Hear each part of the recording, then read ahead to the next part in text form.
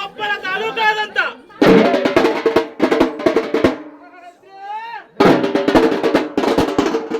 ಕೊಪ್ಪಳ ಜಿಲ್ಲೆಯ ಕೊಪ್ಪಳ ತಾಲೂಕಾದಂತ ಈ ನಮ್ಮ ಗುಳದಳ್ಳಿ ಎಂಬ ಗ್ರಾಮದಲ್ಲಿ ನೂತನವಾಗಿ ಪ್ರತಿಷ್ಠಾಪನಾಗಿರುವಂತ ಈ ನಮ್ಮ ವರವೀರಭದ್ರ ದೇವರಿಗಿಂತ ಈ ಮೃತ ಲೋಕಗಳಿಗೆ ಮತ್ತಾರು ದೊಡ್ಡವರಿಲ್ಲ ನೋಡದೇವ. ಮುಂಡಾಸ ಮುರುಗಿಯನ್ನ ಇಟ್ಟು ಮಲ್ಲಿಗೆ ಪುಷ್ಪವನ್ನು ಧರಿಸಿ ಶ್ರೀಯ ಲಿಂಗವನ್ನೇ ಇಟ್ಟು ವಸ್ತು ನಾಯಕ ಭಕ್ತಾದಿಗಳಿಗೆ ಬೇಡಿದ ವರಗಳನ್ನು ಕೊಡುತ್ತಾ ಜನರನ್ನು ರಕ್ಷಿಸುತ್ತಾ ಭಕ್ತಾದಿಗಳಿಗೆ ಬೇಡಿದ ವರವನ್ನು ಕೊಟ್ಟು ಪ್ರಸಾದ ಉಂಟು ಉಂಟು ದ್ರೋಹಿಗಳಿಗೆ ನೀರೇ ಗಂಡ ಒಬ್ಬರ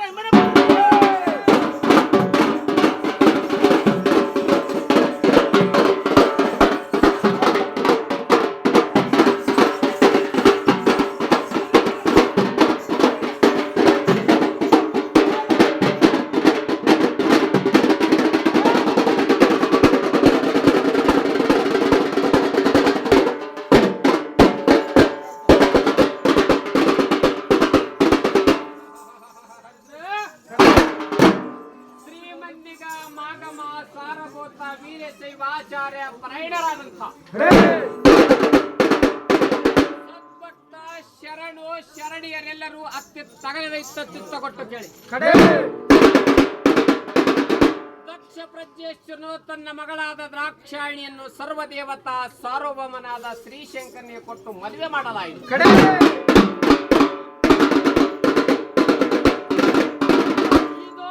ಶಿವನು ತನ್ನ ಅಳಿಯದಾದನೆಂಬ ಅಹಂಕಾರದಿಂದ ಶಿವನ ಬಟ್ಟೋಲಗವನ್ನು ನೋಡಬೇಕೆಂಬ ಕುತೂಹಲದಿಂದ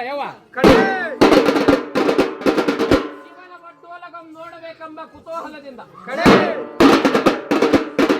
ಹರಿಸುರ ಬ್ರಹ್ಮಾದಿಗಳನ್ನಿಟ್ಟುಕೊಂಡು ಕೈಲಾಸಕ್ಕೆ ಬಂದು ಬಿಟ್ಟ ದಕ್ಷ ಶಿವನು ಮಾವನೆಂದು ಮನ್ನಿಸಲಿಲ್ಲ, ಮುಖವೆತ್ತು ನೋಡಲಿಲ್ಲ. ದುರಾಭಿಮಾನಿಯಾದ ದಕ್ಷ ಬ್ರಹ್ಮನು ನನ್ನನ್ನು ಕರೆದು ಮರ್ಯಾದೆಯನ್ನು ಕೊಡಲಿಲ್ಲವಾದ್ದರಿಂದ ಇದು ಈ ಶಿವನನ್ನು ಕೊಲ್ಲುವುದಕ್ಕೆ ಮಾರಣ ಯಜ್ಞಕೊಂಡನ್ನು ರಚಿಸಿಬಿಟ್ಟ. ಯಜ್ಞಕ್ಕೆ ದೇವಾನ ದೇವತೆಗಳ ಬಂದರು, ಋಷಿಮುನಿಗಳ ಬಂದರು, ತ್ರಿಲೋಕ ಸಂಚಾರಿಯಾದ ಈ ನಾರದ ಮುನಿಯು ಬಂದು ಬಿಟ್ಟ.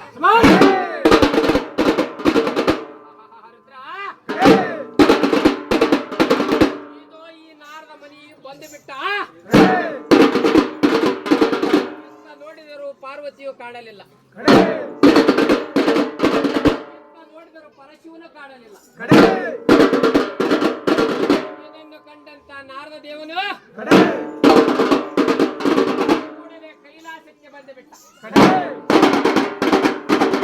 ಕೈಲಾಸಕ್ಕೆ ಬಂದು ಪಾರ್ವತಾ ದೇವಿಯ ಪಾದ ಪದ್ಮಗಳಿಗೆ ನಮೋ ನಮೋ ಎಂಬೆಂದುತ್ತ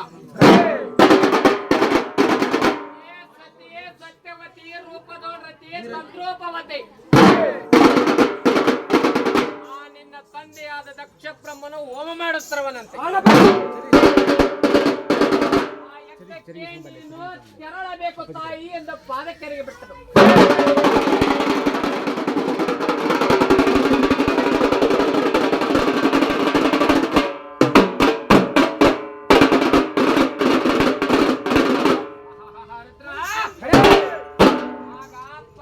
ದೇವಿಯು ತನ್ನ ದೇವಿಯು ತನ್ನ ಪತಿಯಿಂದ ಅಪ್ಪಣೆ ಕೇಳಿದಳು. ಪತಿಯಿಂದ ಅಪ್ಪಣೆಯು ದೊರೆಯಲಿಲ್ಲ. ನನಗೆ ಹಠವಂತಳಾಗಿ ಪಾರ್ವತಾ ದೇವಿಯು ದಕ್ಷ ಬ್ರಹ್ಮನ ಯಜ್ಞ ಮಂಟಪಕ್ಕೆ ಬಂದಿಳಿದು ಬಿಟ್ಟಳು. ದಕ್ಷನು ದ್ರಾಕ್ಷಾಯಣಿಯನ್ನು ಮಾತನಾಡಿಸಲಿಲ್ಲ, ಶಿವನಿಂದೆ ಮಾಡುವುದು ಬಿಡಲಿಲ್ಲ.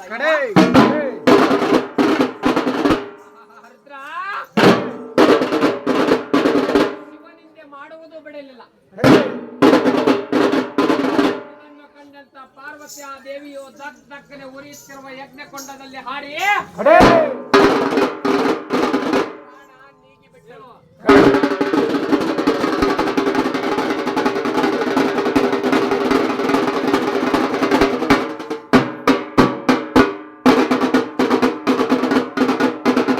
ಈ ಸುದ್ದಿ ಶಿವನಿಗೆ ಮುಟ್ಟಿತು. ಶಿವನು ಪ್ರಳಯ ಕಾಲ ಭೈರವನಂತೆ ನಿಟಲ ನೇತ್ರಂ ತೆರೆದು ಎಂದು ನಡಹಣೆಯ ಬೆವರೆ ತಗದ ನೆಲಕ್ಕೆ ತಡೆದ ಬೆಟ್ಟ.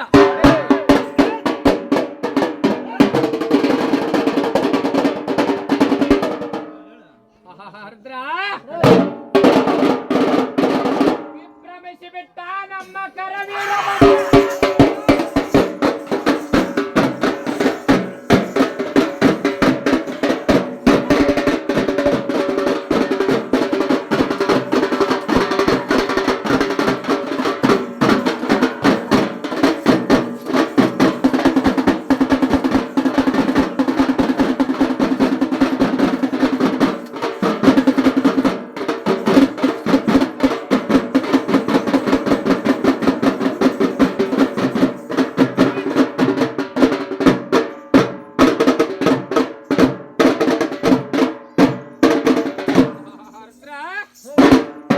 ಆಗ ನಮ್ಮ ಪರಶಿವಮೂರ್ತಿ ಎದುರಿಗೆ ಬಂದು ನಿಲ್ಲಲು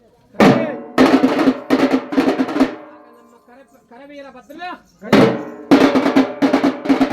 ನನ್ನ ತಂದೆಯಾದ ಪಿತನಿಗೆ ಕೇಳುತ್ತಾಳೆ. ಪಿತನಿಗೆ ಕೇಳುತ್ತಾನೆ, ಹೇ ದೇವ ಪರಶಿವಮೂರ್ತಿಯೇ, ನನ್ನನ್ನು ಉದ್ಭವಿಸಿದ ಕಾರಣವೇನೆಂದು ಕೇಳಲು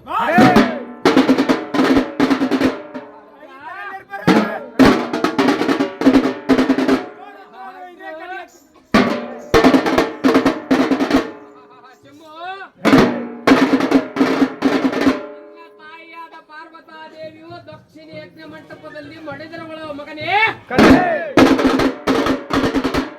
ನಿನ್ನ ಗರಗಸ ಕತ್ತಿಯಿಂದ ರೊಂಡವನ್ನು ಚಂಡಾಡಿ ಬಾ ಎಂದು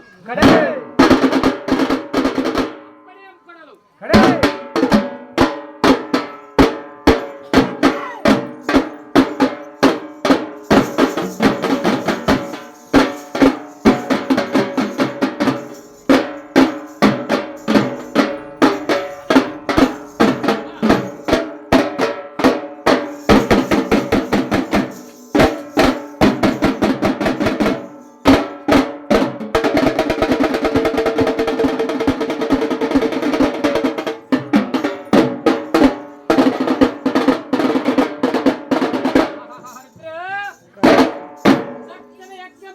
ಬಂದು ಕಡೆ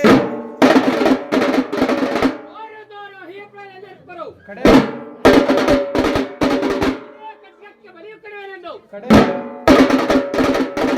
ಕೋಟಿ ಸಿಡಿಲನಂತೆ ಆರ್ಭಟಿಸಿ ನುಡಿಯಲು